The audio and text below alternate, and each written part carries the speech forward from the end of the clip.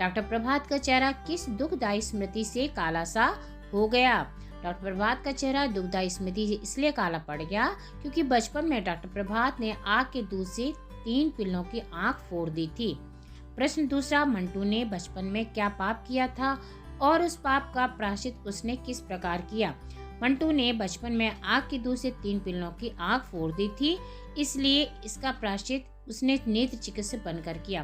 तो बच्चों, कोई गलती हो जाए तो हमें उसका प्रायश्चित अवश्य करना चाहिए।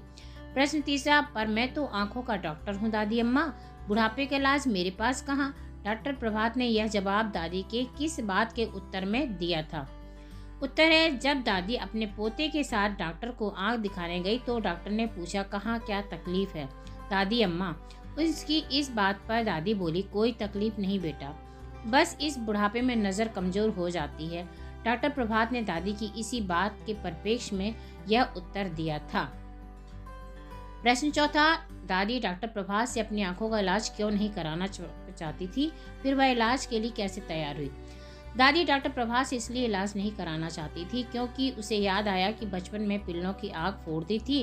डॉक्टर प्रभात ने समझाया कि पश्चाताप के कारण ही नेत्र चिकित्सक बना है। अपने आंख बंद होने से पहले वह अधिक से अधिक लोगों की आंखें देना चाहता है।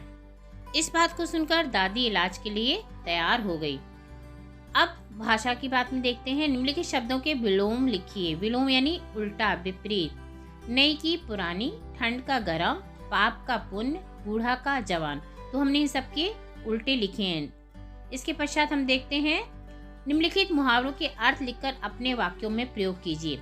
टस से मस न होना, स्थिर होना। रानी अपने इरादे से टस से मस नहीं हुई। हृदय से लगाना, प्यार करना। दादी ने पोते को हृदय से लगाया। मुस्कान लुप्त होना, सोच में पड़ जाना। मुसीबत को देख रानो की मुस्कान लुप्त हो गई। निम्नलिखित वाक्यों में रेखांकित पदों के कारक बताइए। मैं तो आंखों का डॉक्टर हूँ, तो ये कारक है संबंध।